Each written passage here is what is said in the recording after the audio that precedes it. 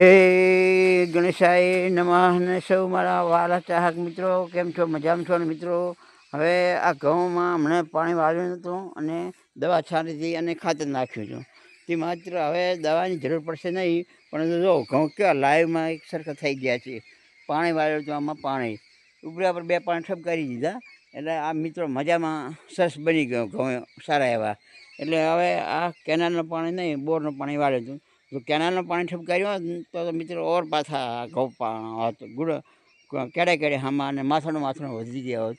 પણ નિયંત્રણમાં રાખવા માટે અને થોડા ઓછા વધે અને વિકાસ કારણનો વધારે થાય એ માટે મેં કેનાલનું પાણી ના વાળતા બોરનું પાણી વાળ્યું હતું. તો મિત્રો આ જુઓ, અને આ ભૂંડથી બચવા માટે તારની વાડ પણ બનાવેલી છે. મિત્રો આ ઘઉં કેવા લાગ્યા? સરસ છે આમ તો દેખાવામાં તો હાલ તો, પણ કેવા ઉતરે છે, કેવા વજનમાં થાય છે અને કેટલી બોરી થાય છે, ત્યારે આપણે સારું એનું રિઝલ્ટ મળી શકે.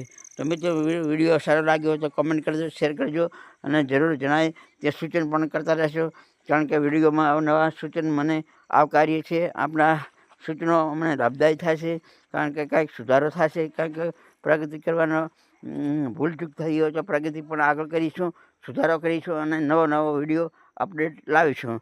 તો મિત્રો વિડીયોમાં બસ આટલું ખાસ છે. જય જવાન, જય કિસાન, જય વંદે માતરમ.